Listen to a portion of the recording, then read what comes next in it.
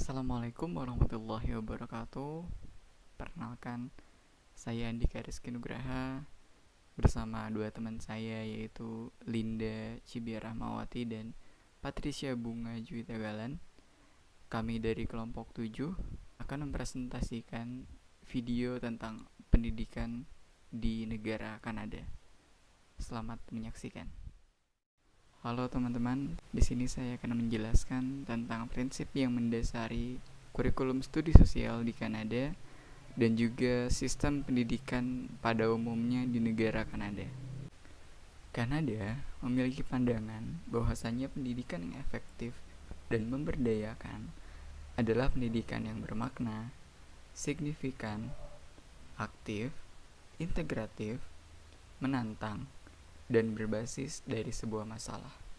Bermakna di sini artinya prinsip yang membuat siswa menghindari informasi yang kurang tepat, informasi yang terpotong, informasi yang kurang jelas, sehingga siswa dapat menganalisis informasi tersebut menjadi sebuah informasi yang lebih sempurna.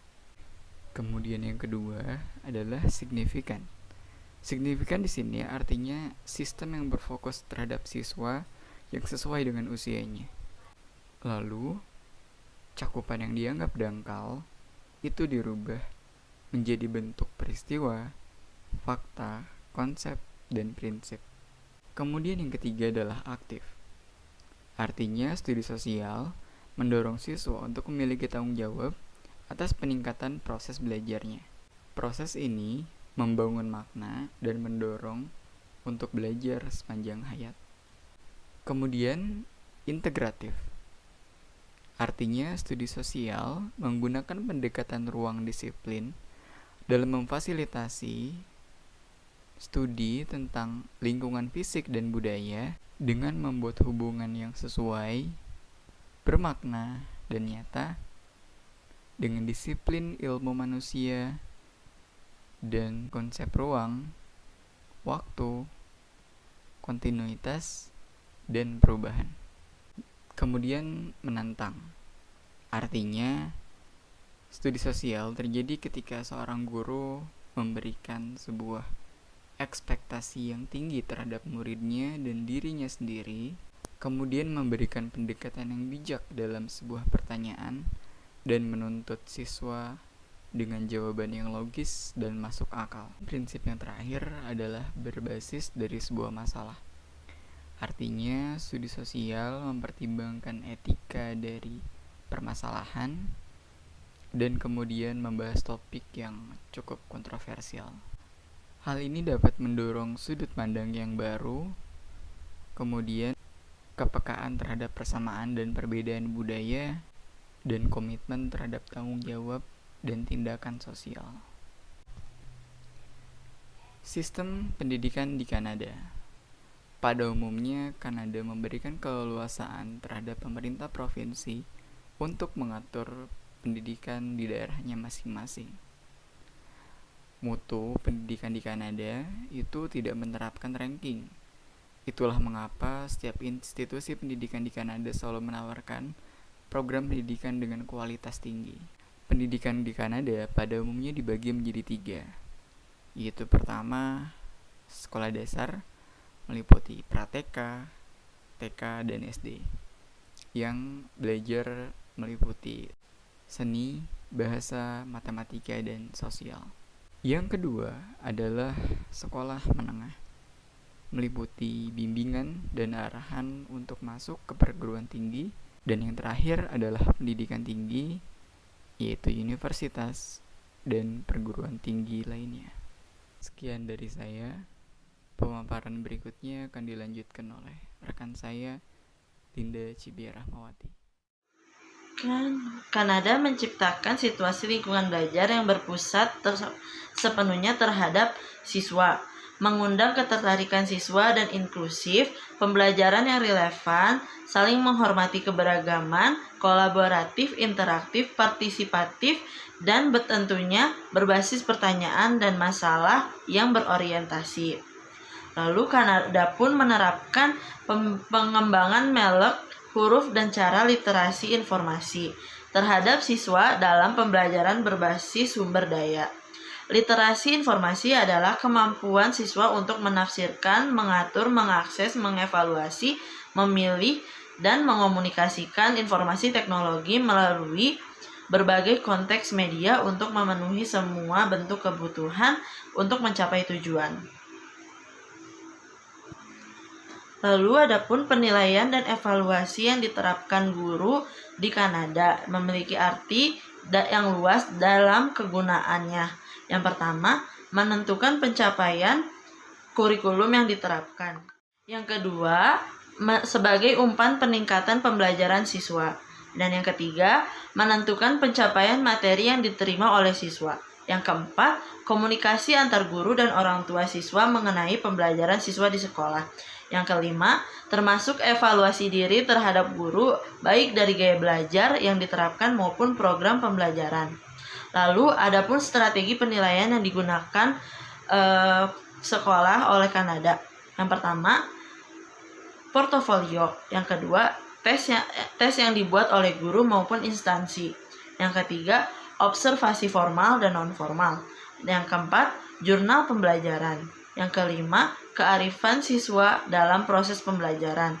Dan yang keenam, penilaian diri sendiri dan rekan-rekannya. Lalu, adapun prinsip yang digunakan untuk penilaian siswa yang adil dalam pendidikan di Kanada. Yang pertama, strategi penilaian yang diterapkan harus sesuai dengan tujuan dan konteks penilaian. Yang kedua, siswa memiliki kesempatan untuk menunjukkan pengetahuan dan keterampilan yang ia miliki. Yang ketiga, prosedur penilaian siswa harus sesuai dengan strategi penilaian yang digunakan dan harus dipantau secara keseluruhan. Yang keempat, prosedur penafsiran dan meringkas hasil penilaian harus akurat. Yang kelima, laporan penilaian harus akurat, jelas, dan memiliki nilai praktis. Selanjutnya kita akan membahas tentang materi pembelajaran ilmu sosial. Ilmu sosial di Kanada mengangkat beberapa materi yang dalam pelaksanaan pembelajarannya, siswa mempelajari tentang asal-usul Kanada, pemerintahan Kanada, perekonomian Kanada, Kanada di mata dunia, sejarah Kanada, dan komponen studi sosial pembelajaran sejarah bukan hanya mengenai fakta dan peristiwa, namun juga membantu siswa menemukan koneksi, informasi baru, dan penerapan pembelajaran mereka ke konteks baru. Sosial di Kanada mendorong siswa untuk memikirkan kembali masa lalu, masa kini, dan masa yang akan datang nantinya. Siswa juga diharapkan mampu mempertimbangkan perspektif mengenai sejarah dan masalah kontemporer dalam konteks historis. Berikut adalah contoh hasil keterampilan berpikir sejarah di Kanada. Yang pertama, kelas 4 SD. Penggunaan foto dan wawancara untuk memaknai informasi sejarah. Dan yang kedua, kelas 6. Itu penggunaan sumber utama untuk menafsirkan peristiwa sejarah dan masalah. Yang ketiga adalah kelas 7. Membedakan sebab, akibat, korelasi, dan urutan peristiwa sejarah sesuai jangka panjang atau pendeknya suatu peristiwa. Yang keempat adalah anak kelas 9. Menganalisis masalah yang dipilih dari masa lalu dan menempatkan orang dan peristiwa dalam konteks waktu dan tempat. Yang kelima adalah kelas 12, yaitu dengan cara menganalisis beberapa sejarah dan kontemporer perspektif dalam lintas budaya. Selanjutnya kita akan membahas tentang kurikulum pembelajaran di Kanada. Kurikulum studi sosial yang diterapkan oleh Kanada diatur dalam 6 untaian konseptual. Yang pertama adalah warga, kekuatan, dan tata kelola.